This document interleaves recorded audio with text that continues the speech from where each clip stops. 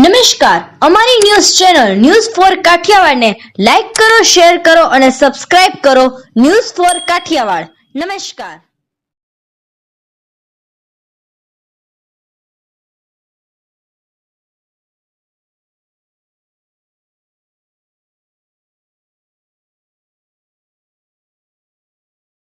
ખેડૂતોના વિવિધ પ્રશ્નોને લઈ ભારતીય કિસાન સંઘની રજૂઆત. તુવેરની ખરીદી પર ખેડૂતોના રદ થયેલા નામો અંગેની સ્થિતિ. મગફળીની વેચાણ વ્યવસ્થા અંગે શું સ્થિતિ છે? ઘઉંની ખરીદી સેન્ટર પર ક્યારે શરૂ થશે? 2018 થી 19, 2019 થી 20 ખેડૂતોને પાક વીમાની બાકી રકમ ક્યારે મળશે? ગલિયાવાડથી સુખપુર રોડ ક્યારે બનશે? ખાતેદાર ખેડૂતોને પ્રમાણપત્ર ક્યારે મળશે? જેવા અનેક પ્રશ્નોને લઈ કિસાન સંઘે કલેક્ટર પાસે જવાબ માંગ્યો છે.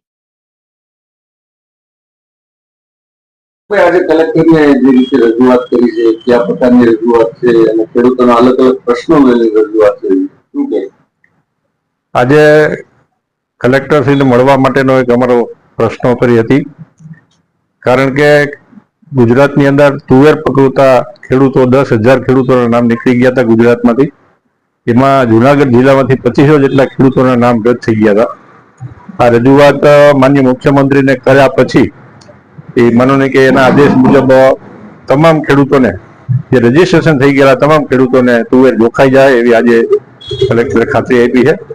બીજા નંબરની અંદર ઘઉંની જે ખરીદી, ઘઉંના ભાવ નીચા જતા જાય છે અને એની ખરીદી ક્યારે થશે એનો પ્રશ્ન અમારો હતો અને એ પ્રશ્ન અનુસંધાને એને 24 તારીખે બેઠક બોલાવી અને આજથી જુનાગઢના 13 કેન્દ્રો ઉપરથી ઘઉંની ખરીદી થશે એવી એમને ખાતરી આપી છે.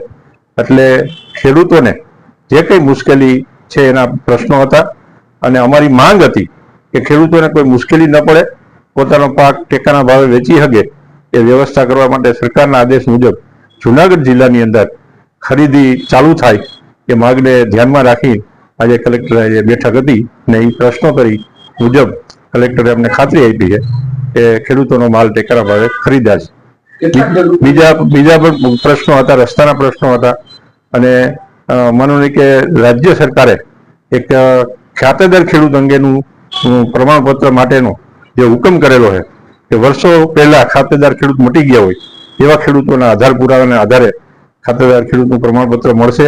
એ પ્રશ્ન હતો એટલે એના માટે પણ એને ખાતરી આપી છે કે જે કંઈ ખેડૂતો વર્ષો પહેલા બિનખેતી થઈ ગઈ હોય, તળાવમાં વહી ગઈ હોય, ડેમમાં વહી ગઈ હોય જમીન અને ખેડૂત મટી ગયા હોય એવા ખેડૂતોને પણ પ્રમાણપત્ર આપવાની વાત થઈ છે. એટલે આજે કલેક્ટરે હકારાત્મક રીતે બેઠક કરી અને અમને પ્રશ્નોના જવાબ આપ્યા.